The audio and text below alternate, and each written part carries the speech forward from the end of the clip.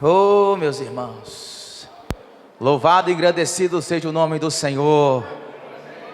Boa noite, meus queridos e queridas. Que a bendita graça de nosso Senhor e Salvador Jesus Cristo esteja em cada coração. Como é bom estarmos na presença do nosso Senhor. Como é gostoso nós adorarmos ao nosso Deus.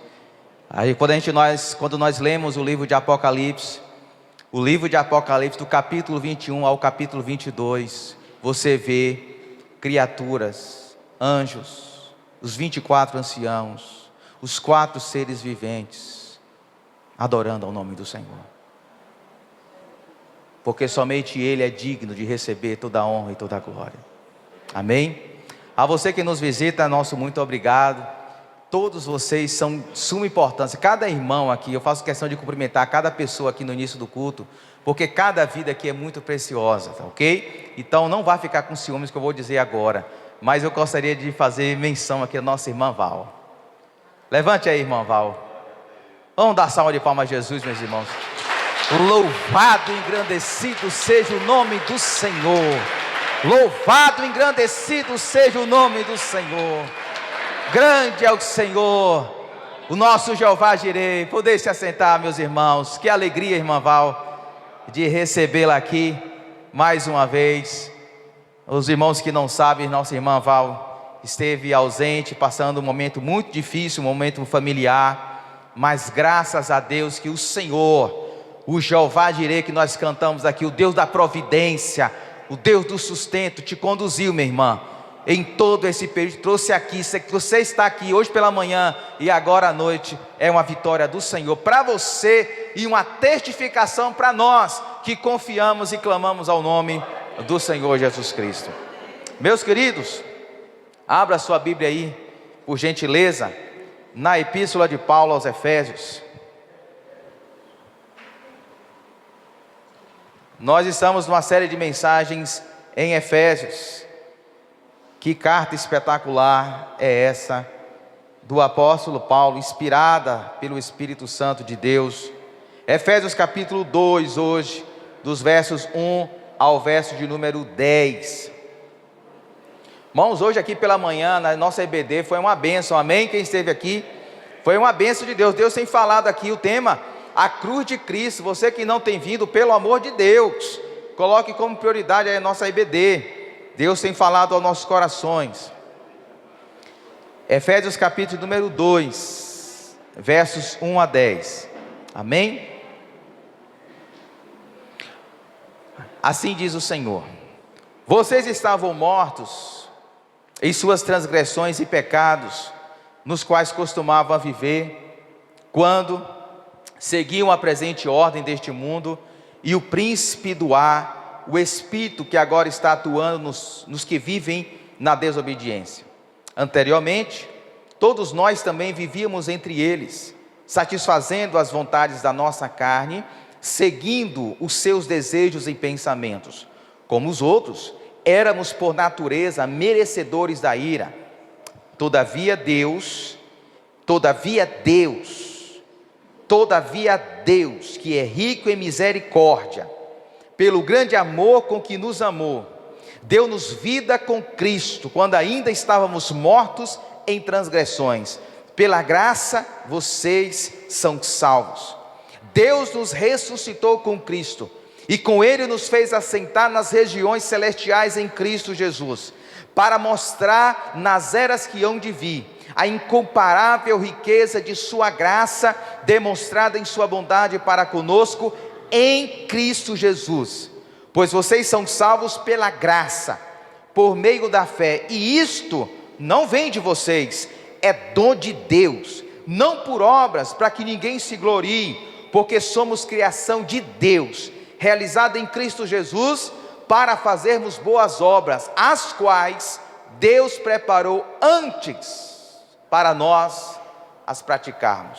Amém, meus queridos? Podem se assentar em nome de Jesus. Nós estamos com essa série de mensagens à luz da carta de Paulo aos Efésios, e nós colocamos como tema dessa série de mensagens quem é o Senhor. Por quê? Porque um dos temas que Paulo mais trata nessa carta aos Efésios é sobre a mudança de senhorio que houve na vida daqueles irmãos. Aqueles irmãos que antes eram dominados por ídolos, por falsos deuses, agora estão sendo dominados, guiados e direcionados por um novo Senhor.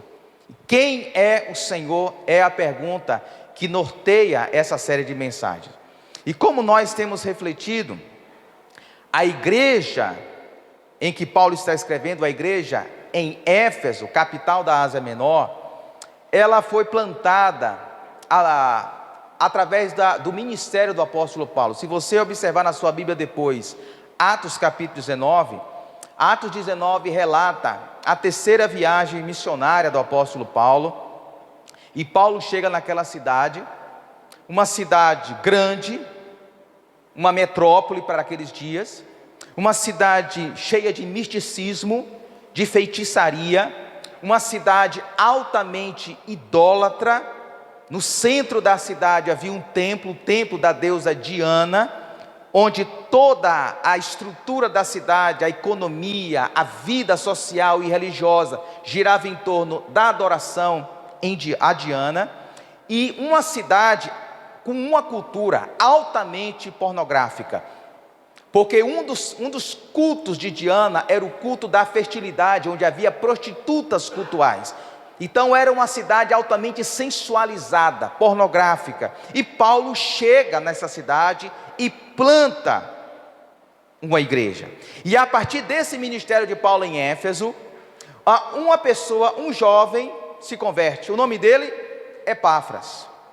A gente fica sabendo de Epáfras na epístola aos Colossenses, porque Epáfras era de Colossos, e Epáfras se converte e ele volta para sua cidade e começa a plantar outras igrejas. E a gente fica sabendo, 30 anos depois que Paulo plantou essa igreja, a gente fica sabendo que Paulo está preso em Roma e Epáfras vai fazer uma visita a Paulo. Paulo está preso numa prisão domiciliar, 30 anos depois da plantação dessa igreja, e quando Epáfras visita Paulo, Epáfras ele traz um relatório de como estão as igrejas na Ásia Menor naqueles dias. E em vista dessa informação de Epáfras, Paulo resolve escrever 4 cartas. 4 cartas. Essa carta, Efésios, a carta aos Colossenses, a carta aos Filipenses e a carta de Filemão. São chamadas cartas de prisão. Quando Paulo está escrevendo, ele está preso. E por que Paulo decide escrever essa carta aos Efésios que você tem na sua mão aí? Por que Paulo decide escrever? Ele decide escrever porque Epáfras, ele informou a Paulo que diante da prisão do apóstolo, aqueles irmãos ficaram absolutamente desencorajados e desmotivados. A gente percebe isso na carta que Paulo está escrevendo para motivar aqueles irmãos. E Paulo escreve com o propósito, meus irmãos, de que aqueles irmãos deveriam ser lembrados da posição que eles tinham, a posição privilegiada que eles tinham como noiva de Cristo. Que em Cristo Jesus eles têm uma posição super privilegiada.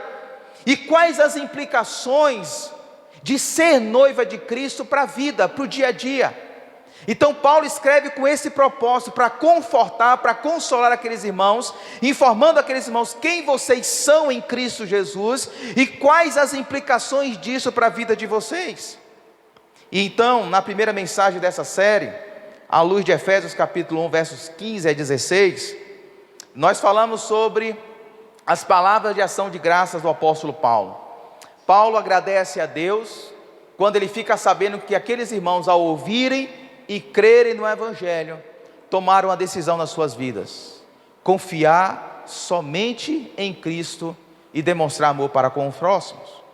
Na semana retrasada, à luz de Efésios capítulo 1, verso 17 a 23, nós falamos sobre a oração do apóstolo Paulo, a primeira oração de Paulo nessa carta. Paulo faz várias orações em Efésios, mas essa é a primeira.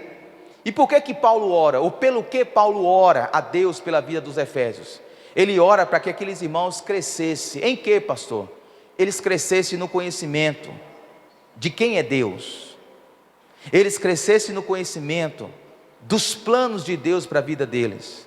E eles crescessem no conhecimento do poder de Deus colocado à disposição da igreja. Agora no capítulo 2, Paulo ele faz um desafio para a igreja. Ele convida a igreja a olhar para o retrovisor de suas vidas, a fim de que eles lembrassem de suas condições espirituais antes de Cristo. Quem eles eram antes de Cristo, qual posição eles ocupavam espiritualmente falando antes de Cristo. Ao mesmo tempo que Paulo os convida a olhar para o presente e para o futuro, e perceber o mover gracioso de Deus, ao lhes conceder uma nova história em Cristo Jesus. Então, em resumo, nessa noite, nós vamos falar do seguinte tema: o mover gracioso de Deus em romper com o nosso passado espiritual sombrio, nos concedendo uma nova história de vida em Cristo Jesus. Eu vou repetir, se você esquecer tudo que eu vou dizer daqui para frente, grave isso na sua cabeça. O mover gracioso de Deus em romper com o nosso passado espiritual sombrio, nos concedendo uma nova história de vida em Cristo Jesus. Então, com a sua Bíblia bem aberta aí, eu quero convidar vocês a olhar esse texto em duas partes. E primeiro, Paulo ele faz um convite àqueles irmãos a olhar para o passado. E se Paulo fez esse convite aos irmãos de Éfeso, do ano 52 depois de Cristo, Deus está fazendo para nós também nessa noite, para a gente olhar para o passado e perceber como era o nosso passado espiritual antes de Cristo. E a primeira lição que Paulo ensina, do versos 1 a 3, é que um passado sombrio, um passado espiritual sombrio, a tragédia de uma vida desconectada do senhorio de Cristo. Veja comigo os 3 primeiros versículos do texto sagrado, que o texto começa o seguinte: vocês estavam mortos em suas transgressões e pecados, nos quais costumavam a viver, quando seguiam a presente ordem deste mundo, e o príncipe do poder do ar, o espírito que agora está atuando nos que vivem na desobediência. Anteriormente, todos nós também vivíamos entre eles, satisfazendo as vontades da nossa carne, seguindo os seus desejos e pensamentos, e como os outros, éramos por natureza merecedores da ira. Perceba, meus amados, que se você olhou com cuidado esses versículos, Paulo usa muitos verbos no passado. É claro que ele está desafiando os seus leitores a olhar para trás, olhar para o passado deles antes de Cristo. Paulo não está falando aqui do presente, Paulo está falando de quem eles eram e qual posição eles ocupavam antes de conhecerem, ouvirem e se renderem ao Evangelho de Cristo Jesus. E Paulo faz isso com um objetivo claro de engrandecer a graça de Deus.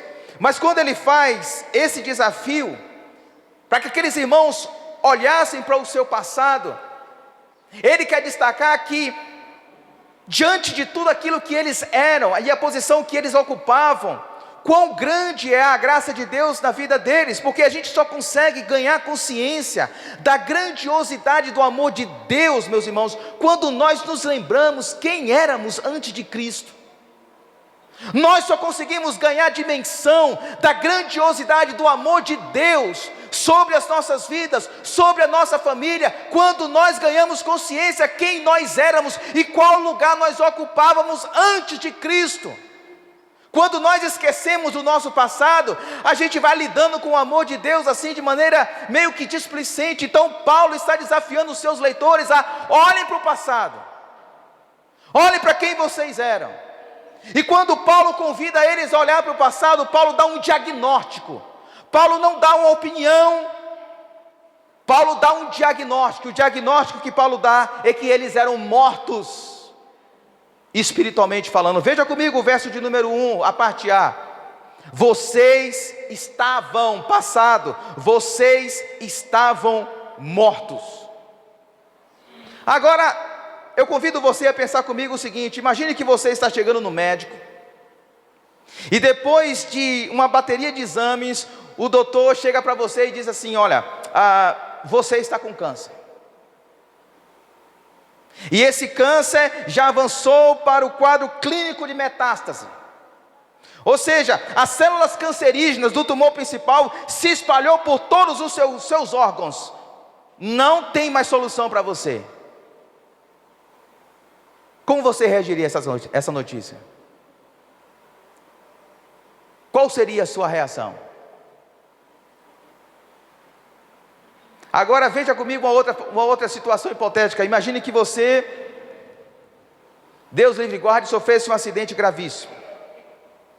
E depois de todos os exames possíveis, o médico chegasse para você e dissesse: olha, lamento muito, mas o acidente causou lesões na medula da sua coluna cervical, e você ficará tetraplégico, sem poder mover braços, pernas e tronco.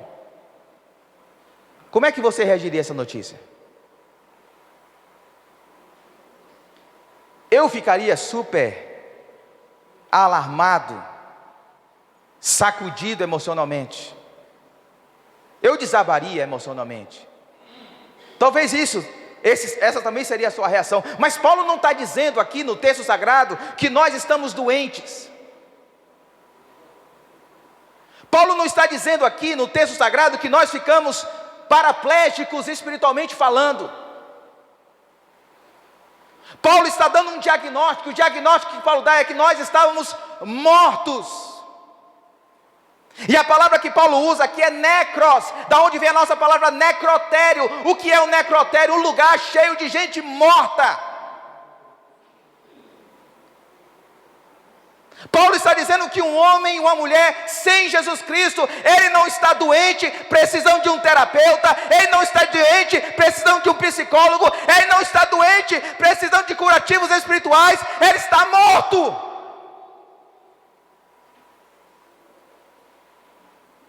Ele é um defunto espiritual.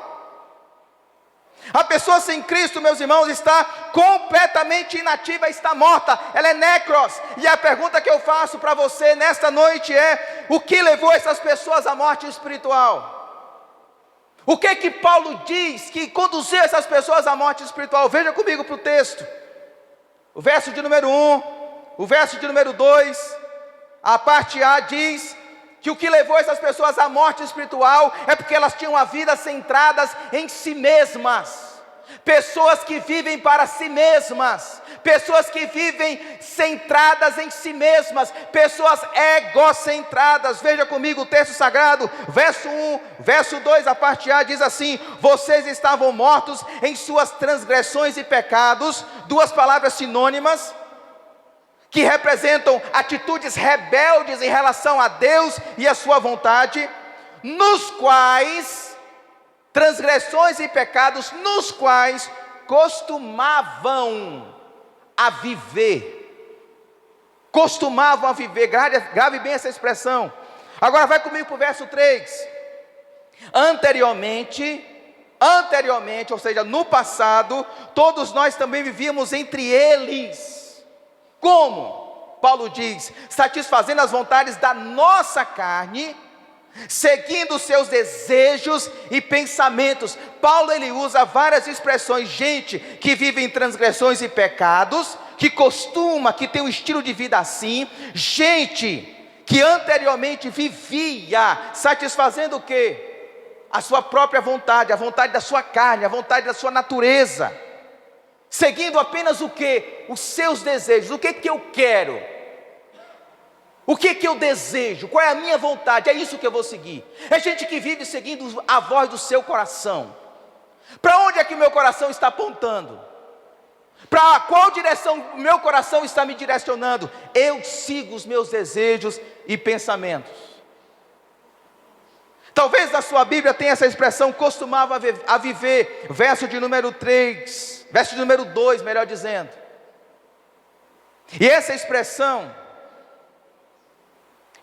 no original é peripatel. Sabe o que significa peripatel? Significa um estilo de vida. Gente que costuma viver dessa forma. Não é viver de maneira pontual, é gente que tem como estilo de vida viver seguindo a sua própria carne. os seus próprios desejos e os seus próprios pensamentos. São pessoas que têm como estilo de vida ouvir apenas a voz do seu coração, a voz da sua vontade, dos seus sentimentos, do seu querer. Pessoas que possuem estilo de vida centradas em si mesmas. O que importa é o que eu penso, o que importa é minha vontade, e ninguém tem o direito de mandar na minha vida e dizer como deveria pensar ou como deveria fazer. Eu sou dono da minha história. Eu estou falando da cultura de Éfeso, não estou falando do Brasil não estou falando de nós não. Graças a Deus a nossa cultura é completamente diferente dessa. Gente que diz assim: sou eu quem estou construindo a minha própria vida, e ninguém tem o direito de interferir em minha decisão. Eu estou no controle, eu estou com o leme da minha embarcação nas mãos, e ninguém tem o direito de meter o bedelho. Sou eu que pago as minhas contas. Quantos filhos já não disseram isso aos seus pais? Quantos cônjuges, quantos casamentos são desfeitos porque um dos cônjuges bate no peito e diz: eu tenho o direito de ser feliz, eu quero romper essa relação porque eu tenho o direito de ser feliz, eu quero buscar a minha felicidade. Quantas vezes, como pastor, ouvi essas afirmações dos lábios de pessoas que afirmam ser discípulas de Cristo. E Paulo está afirmando que o destino de uma vida centrada em si mesma é a morte espiritual. Mas como ninguém vive sem ser influenciado por algo ou alguém, o texto afirma que existem dois fatores determinantes que nos aprisionam ou que nos aprisionavam a essa vida centrada em si mesma. Paulo diz: o primeiro, vidas influenciadas pela cultura, verso de número 2, veja o que diz aí: quando seguiam a presente ordem deste mundo, ou deste século. Daí vem a palavra secularização. O que é uma pessoa com a mente secularizada? É uma pessoa que pode dizer: eu sou evangélico, eu sou crente, eu faço parte de uma igreja evangélica, mas a sua mente, a maneira como ela raciocina a vida é secular, não tem nada a ver com o evangelho. Paulo está dizendo que nesta época os efésios eram guiados pelo pensamento da cultura, pelo sistema cultural rebelde, que faz oposição, que faz antagonismo aos valores e princípios do reino de Deus. A nossa cultura não é diferente da cultura dos efésios.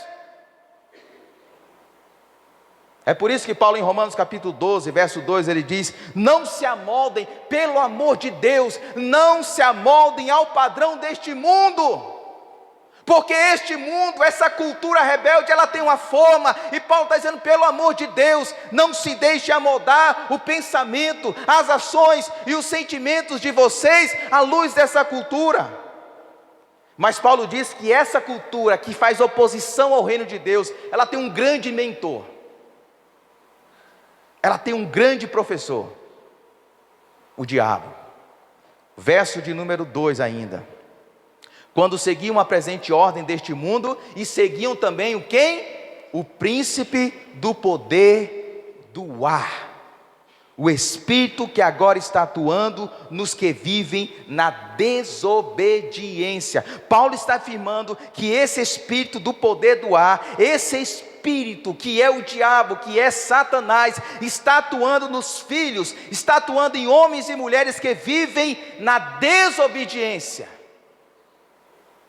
Paulo está dizendo que nós, antes de conhecermos a Cristo, estávamos num grande caixão espiritual, existia uma tampa sobre nós, chamada cultura secular, e quem estava pressionando essa tampa, para que nós não saíssemos, era o diabo.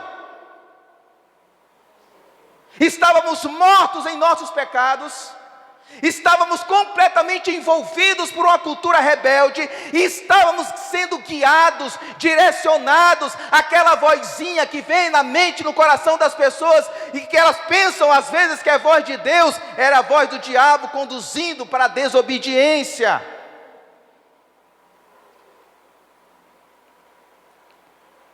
Eu fico imaginando, meus irmãos, que o apóstolo Paulo, ele traz esse retrato para nós, porque ele quer trazer um retrato de uma vida completamente desconectada do senhorio de Deus. O retrato que Paulo faz aqui do verso 1, 2 e 3 é de uma vida que não tem Jesus como o seu Senhor, uma vida desconectada do domínio de Cristo, e essa realidade é um grande alerta para todos nós, para você que está aqui que ainda não se rendeu a Jesus, e para nós que já nos rendemos a Jesus. Para você que está aqui nessa noite que ainda não se rendeu a Jesus, a resposta de Paulo para você é: você está morto espiritualmente, e a não ser que você se renda a Jesus, você vai continuar sendo um defunto espiritual. Você pode respirar, você pode ter vida biológica, você pode raciocinar, andar, amar, casar, trabalhar, mas aos olhos de Deus você é um defunto. E para nós que somos igreja do Senhor, traz um grande alerta. Por quê? Porque mesmo frequentando a igreja, meus irmãos, nós podemos ser tentados a viver uma vida de insubmissão aos valores e princípios do Senhor Jesus Cristo. Escrevendo à igreja de Sardes, o apóstolo João, a igreja de Sardes ficava vizinha a Éfeso. Era uma igreja da Ásia Menor. Eram vizinhas. Talvez, quem sabe, Sardes foi até congregação da igreja de Éfeso. Mas João diz assim, palavras de Jesus: ao anjo da igreja em Sardes escreva, Apocalipse 3:1, conheço as suas obras. Você tem fama de estar vivo, mas está morto. Duro ouvir isso, né? E não é a palavra de um pastor, não é a opinião do pastor João, do apóstolo João. É um diagnóstico de Jesus. Você tem fama que está vivo. E ele não está falando para as pessoas que estão nas esquinas dos bares lá de Sardes, não. Ele está falando para a igreja que está em Sardes. Você tem fama que está vivo. Até parece que é crente. Se veste como crente, fala como crente, mas na hora de tomar decisões no dia a dia, na hora de lidar com a vida, onde é que está eu nesse negócio? Onde é que está a minha palavra nisso aí? E o resultado desse estilo de vida, se nós fôssemos perguntar a Paulo, qual o resultado disso tudo, Paulo? De viver para si mesmo? Efésios 2:3 diz assim: como os outros, éramos por natureza merecedores da ira, merecedores do juízo de Deus. Sabe o que é que nós merecíamos, irmãos? Porque às vezes a gente se esquece, mas todos nós nos enquadrávamos nisso aqui. E sabe o que nós merecíamos? Nós merecíamos que Deus enviasse um raio sobre a nossa cabeça e nos dizimasse. Nós merecíamos a morte, nós merecíamos a ira de Deus. É isso que Paulo está dizendo.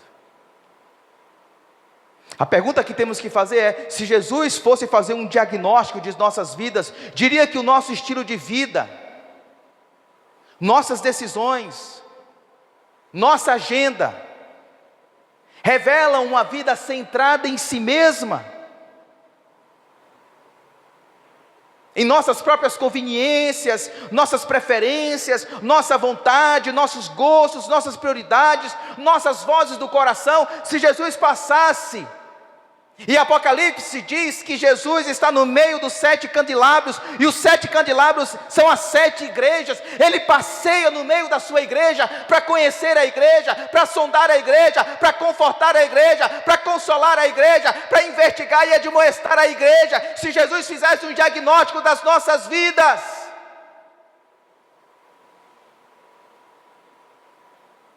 Ele diria que as nossas vidas estão sendo construídas, centradas em nós, a nossa imagem e semelhança, ou nós estamos nos rendendo gradativamente à voz de Deus.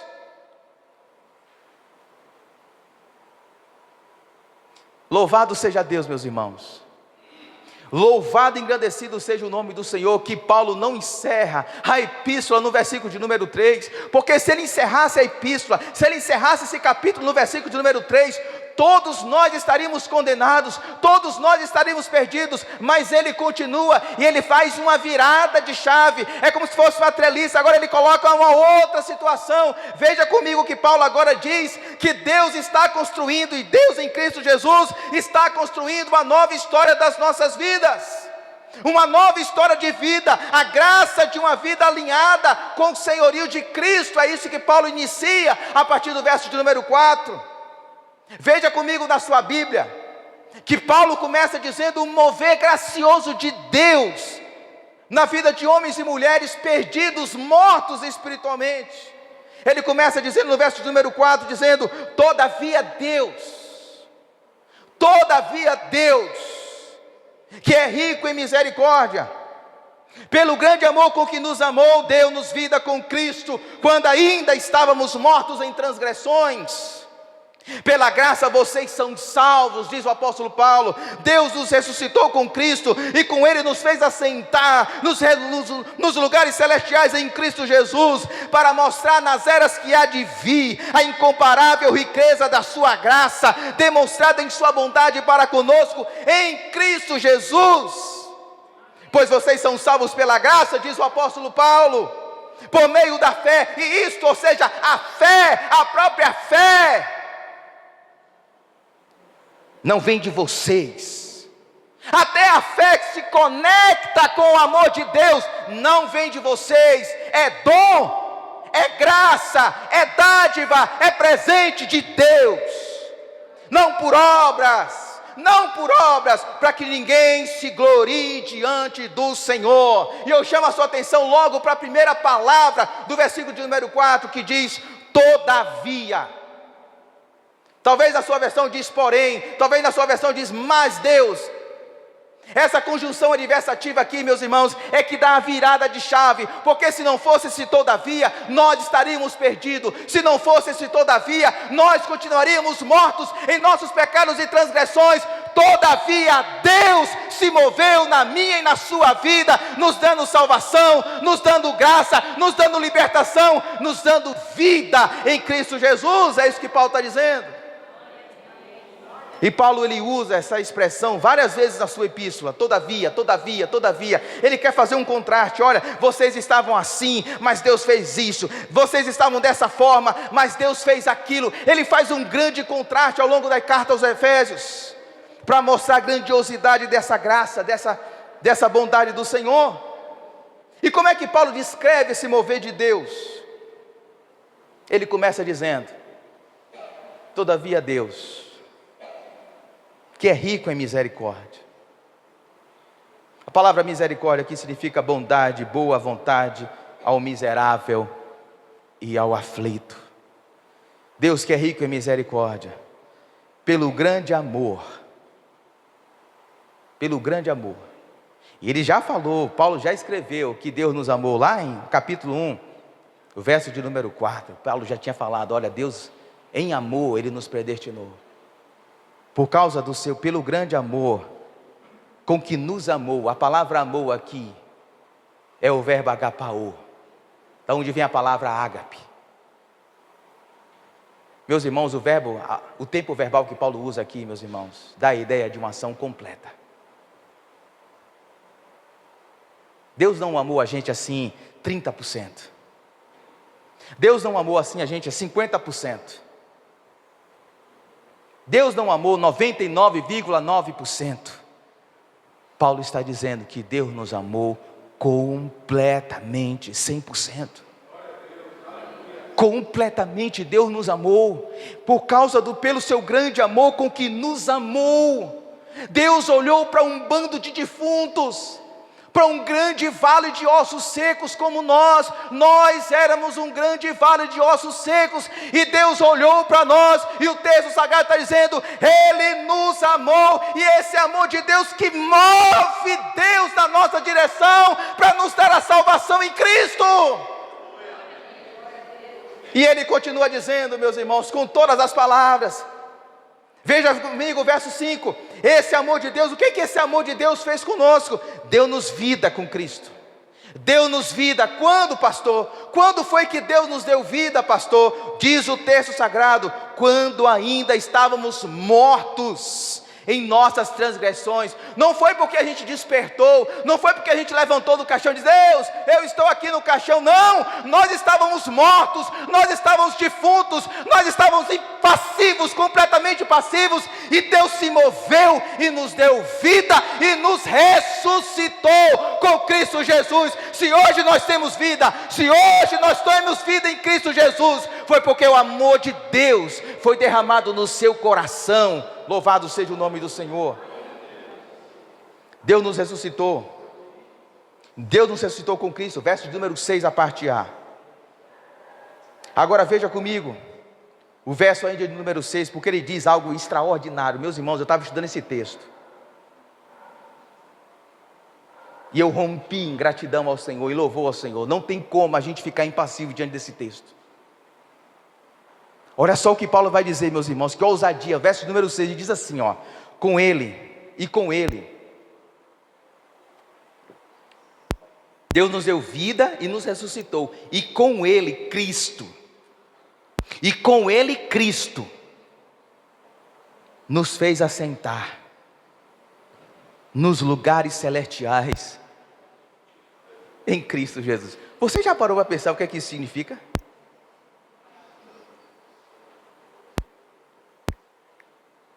Quando eu estudei esse texto aqui, eu falei assim, meu Deus, o que é isso? A igreja precisa saber disso. Às vezes, e eu comentei isso no estudo dos homens, nós estamos estudando Efésios.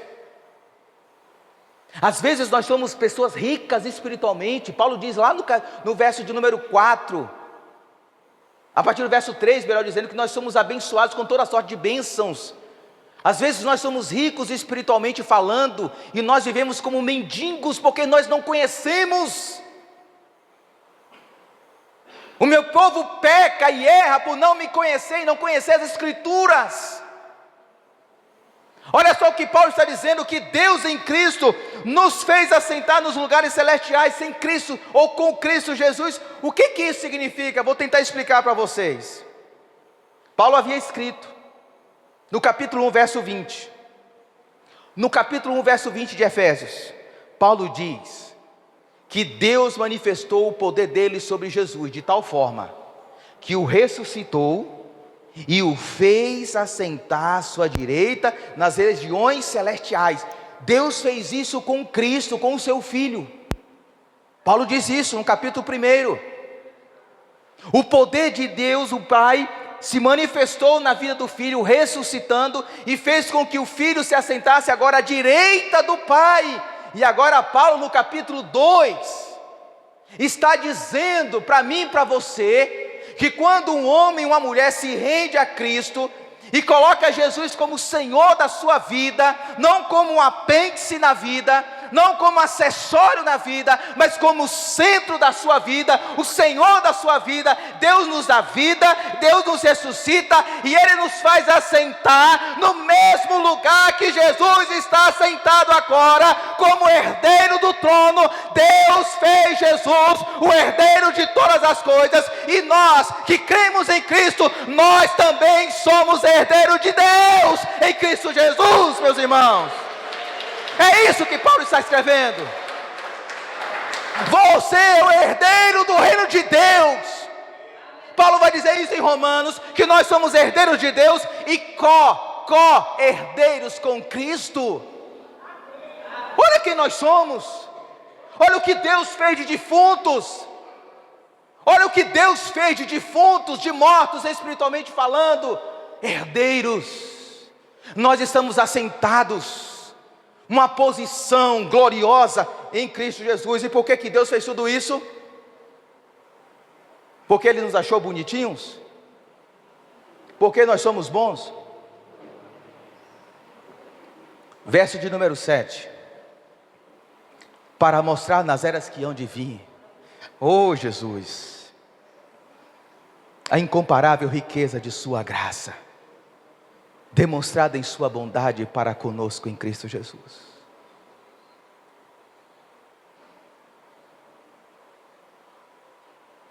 Meus irmãos, nós só ganhamos consciência do poder de um remédio quando nós ficamos enfermos e nós somos curados. Paulo está dizendo que nós só vamos ter consciência da graça de Deus, da grandiosidade da graça de Deus, porque um dia nós estávamos mortos e Ele nos deu vida, nos ressuscitou e nos exaltou à posição de Cristo Jesus. E Ele fez tudo isso para que nas eras que hão de vir, a sua graça, a sua misericórdia fosse demonstrada e exaltada. Esse é o grande propósito. E Paulo termina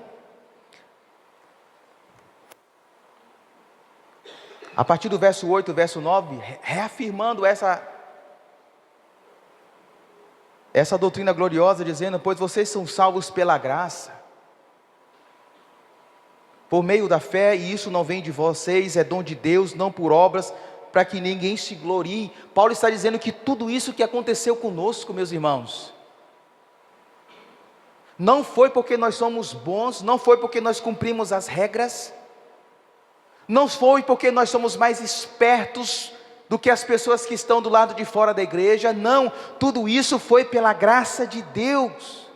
Diante dessa realidade gloriosa,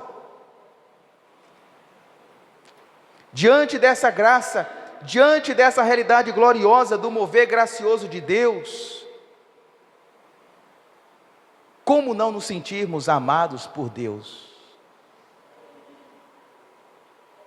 Se você parar para meditar nesses versículos, como não se sentir amado pelo Senhor? Talvez você não se sinta amado por seus pais. Talvez você nasceu e os seus pais nem desejavam que você nascesse, mas você nasceu pela vontade de Deus, e Ele te ama.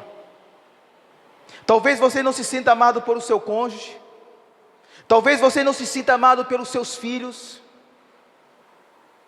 mas uma coisa nós podemos ter certeza e convicção: Deus nos ama de forma incomparável,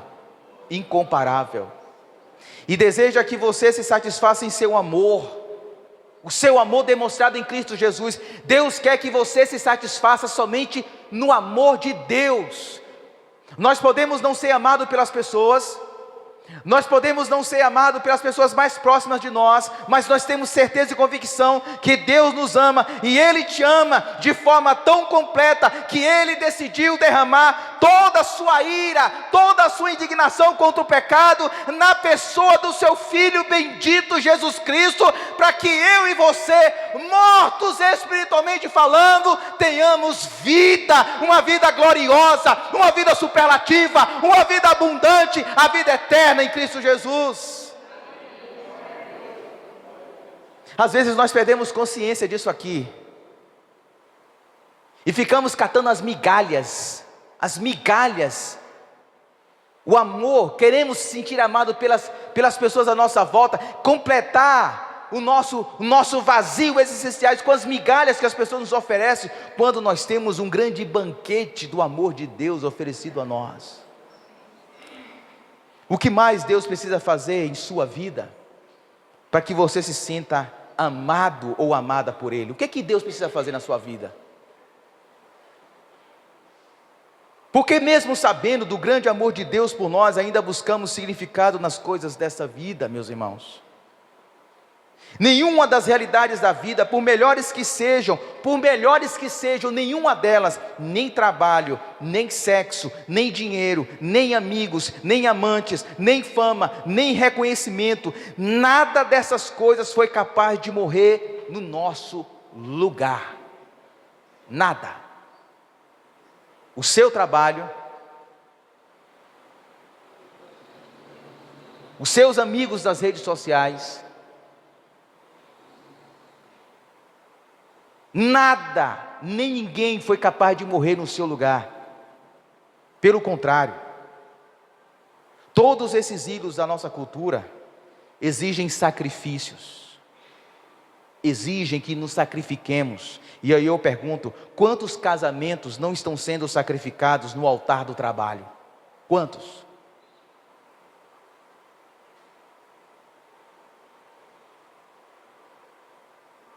Quantos casamentos não estão se desfazendo, porque o marido não tem mais tempo para sua esposa, e a esposa não tem mais tempo para o marido?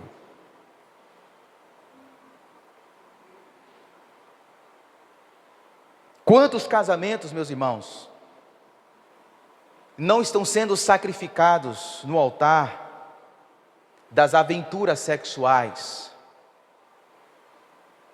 Homens que buscam completar o vazio do seu coração em aventuras sexuais.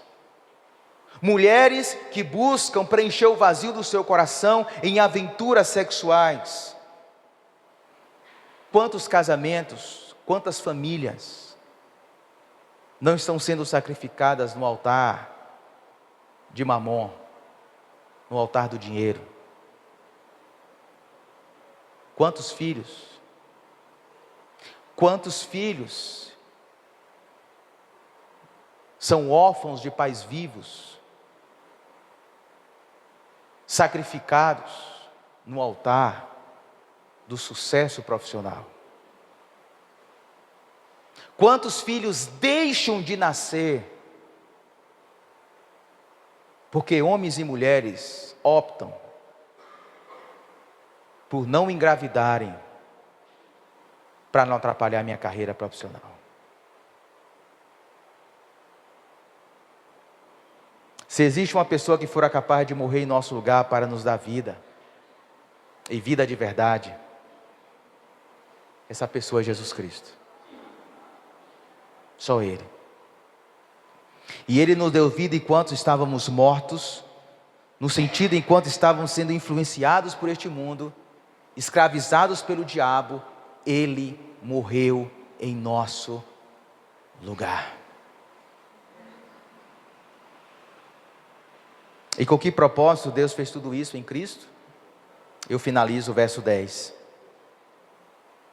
O mover de Deus em dar um novo significado das nossas vidas. Porque Deus se move na nossa direção para nos dar um novo significado, uma nova direção. O verso 10 diz assim: porque somos criação de Deus, realizada em Cristo Jesus, para fazermos boas obras, as quais Deus preparou antes, para nós as praticarmos. Eu não sei se você já parou para estudar essa palavra criação aqui. Essa palavra criação é poema, da onde vem a nossa palavra poema. Paulo está dizendo que Deus pegou defuntos espirituais, pegou esses defuntos, pós-cinza, escravizados pelo diabo. Paulo está dizendo que Deus pegou esse lixo e agora está escrevendo um grande poema. Está fazendo uma nova criação, está fazendo novos homens, novas mulheres. Deus pegou o lixo, e agora está trabalhando nesse lixo, fazendo grandes poemas, grande criação, para que essas pessoas agora vivam, não centradas em si mesmo, praticando pecados e transgressões, mas agora praticando boas obras. com vidas transformadas, com vidas realinhadas, com vidas que agora dizem: Senhor Jesus, Tu és o centro da minha vida, e cada atitude, e cada pensamento, e cada sentimento meu, eu quero ser norteado, direcionado, orientado pela Tua voz. É isso que Paulo está dizendo, meus irmãos. Antes nós estávamos escravizados pelo pecado, estigmatizados como filhos de Adão, mas agora, pela graça, pelo amor, pela misericórdia de Deus, nós fomos feitos filhos de Deus, e Deus está realizando em nós uma nova criação, um novo poema, uma nova feitura, a fim de que possamos viver para a glória de Deus. É para a glória de Deus que nós devemos viver. E aí eu pergunto para fechar: agora, é viável recebermos essa nova vida? Pense bem, é viável nós recebermos essa nova vida, participarmos dessa nova criação, sermos poemas de Deus, e vivermos ainda como filhos de Adão? Será que é viável nós pegarmos e recebermos todo esse presente de Deus, toda essa obra de Deus, e ainda continuarmos construindo os nossos próprios castelos, os nossos próprios reinos, centrados em nós mesmos? Será que é viável, meus irmãos, recebermos essas vidas, essa vida, melhor dizendo, essa graça, esse amor, e continuar tratando a nossa esposa com desrespeito, com brutalidade e com infidelidade? Combina? Diante de tudo aquilo que Deus fez por nós, combina? Mulheres brutas, mulheres insensatas dentro de casa, combina com a obra que Cristo fez em nós? Combina, meus irmãos, nós tomarmos essa vida, sermos feitura de Deus, criação de Deus, e continuarmos escravos da pornografia e de toda sorte de imoralidade sexual? Combina nós pegarmos a vida que Deus nos deu em Cristo Jesus e ficarmos escravos diante de vídeos, em telas de computador? Combina, meus irmãos?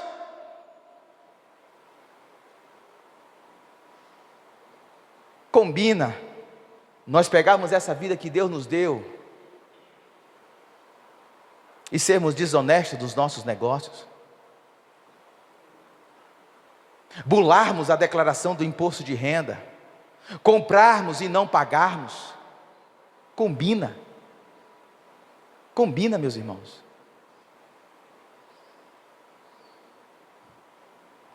Combina a gente pegar essa vida de Cristo Jesus, que nos tornou herdeiro com Ele, assentados à direita do Pai, e continuarmos sendo avarentos, mesquinhos? Meus irmãos, combina uma pessoa ser alvo da graça de Deus e ainda continuar sendo canguinha e mesquinha? Combina, pelo amor de Deus? Diante de toda essa generosidade que Deus demonstrou em Cristo Jesus, meus irmãos, Paulo está dizendo isso. Combina a gente pegar essa vida, essa nova vida de Cristo em nós, e continuarmos com o nosso coração cheio de mágoa, de rancor, de milindre? Comigo só se erra uma vez. Eu sou crente, mas o meu punho não é. O meu facão não é crente. Combina essa valentia, essa grosseria, essa mágoa, esse rancor? Combina diante da grandiosidade do amor de Deus por nós, meus irmãos? Combina recebermos toda essa vida de Cristo e sermos pessoas arrogantes, orgulhosas?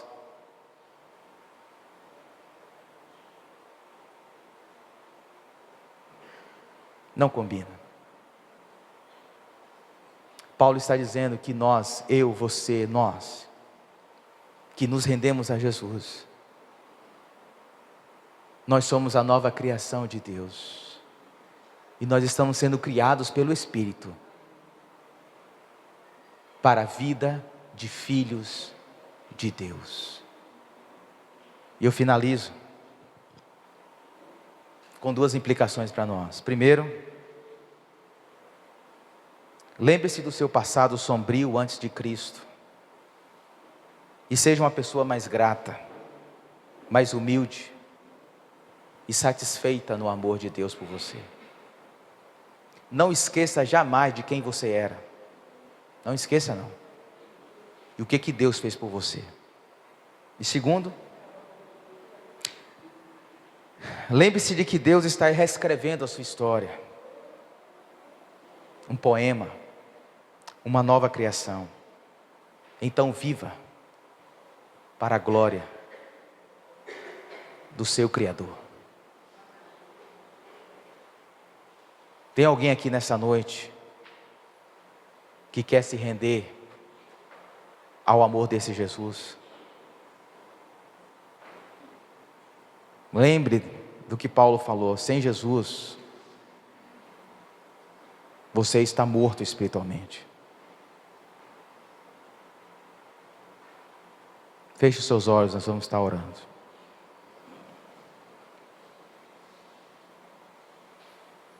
Bendito Deus, glorioso Pai que estás nos céus. Deus, nós queremos agradecer ao Senhor, Pai.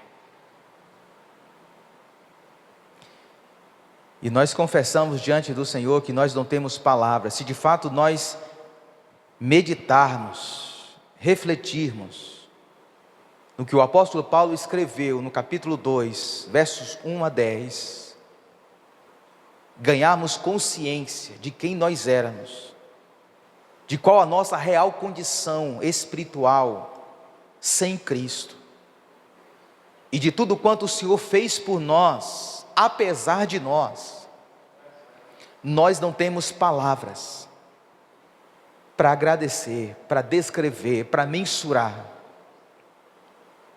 a grandiosidade desse amor, a grandiosidade dessa obra, Senhor. Porque nós éramos brinquedos nas mãos do diabo, nós éramos fantoches da cultura, escravos, defuntos, sem esperança, caminhando a passos largos para o inferno. Mas Paulo diz: todavia Deus,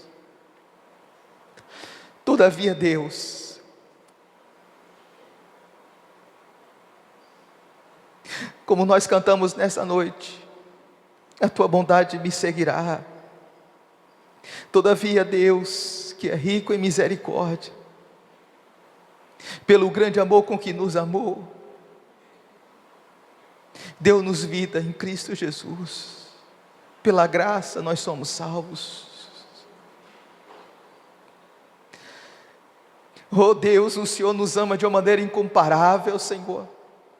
Se nós ganharmos consciência disso, de que o Senhor nos deu vida, de que o Senhor nos ressuscitou, o Senhor bradou com a voz poderosa, onipotente, irresistível, eficaz, com a mesma voz que ressuscitou a Lázaro depois de 4 dias, o Senhor diz: levanta-te, Daniel, levanta-te, Igreja Batista da Graça.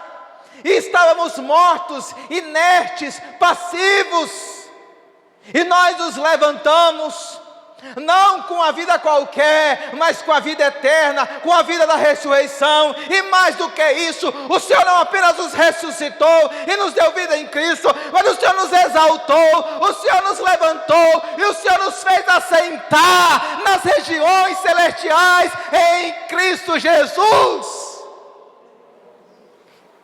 A nossa vida está nas tuas mãos, a nossa esperança está nas tuas mãos, a nossa história está nas tuas mãos. Não importa o que nos faça o homem, não importa, meu Deus, a nossa história, se a nossa história está sendo construída em meio a curvas, de maneira sinuosa, nós entendemos que o Senhor nos ama, e a nossa vida está na palma de tuas mãos. E nós confiamos, meu Deus. Nós confiamos que o Senhor está pegando essas pessoas que antes eram mortas, que não sabiam viver da maneira correta, que só viviam centradas em si mesmo. O Senhor está pegando esse lixo e está agora colocando no teu colo e dizendo: agora eu vou te ensinar como é viver a vida de um filho de Deus. E eu estou escrevendo em você um poema, uma nova criação. Você é uma nova criação. Louvado seja o teu nome, Jesus. Uma nova criação criada para as boas obras. Nos ajude, Senhor. Nos ajude a lutarmos contra os nossos pecados. Não permita que nós nos conformemos com as nossas manias, com as nossas idiosincrasias, com os nossos pecados, com as nossas mazelas. Não permita, meu Deus, que nós venhamos nos acostumar com o pecado. Não permita, meu Deus, que diante de toda essa riqueza espiritual que nós recebemos em Cristo Jesus, vivamos como miseráveis, como pobres, como mendigos espirituais. Mas nos ajude a viver como filhos, refletindo a imagem do nosso Pai. O nosso Pai, o Pai de nosso Senhor e Salvador Jesus Cristo. Essa é a nossa oração, Senhor, em nome de Jesus. Amém. Que o amor de Deus, que a graça e a paz de nosso Senhor e Salvador Jesus Cristo e as consolações do Espírito Santo sejam com todos nós, desde agora e para sempre. Amém, amém e amém. Que Deus em Cristo vos abençoe, meus irmãos, em nome de Jesus.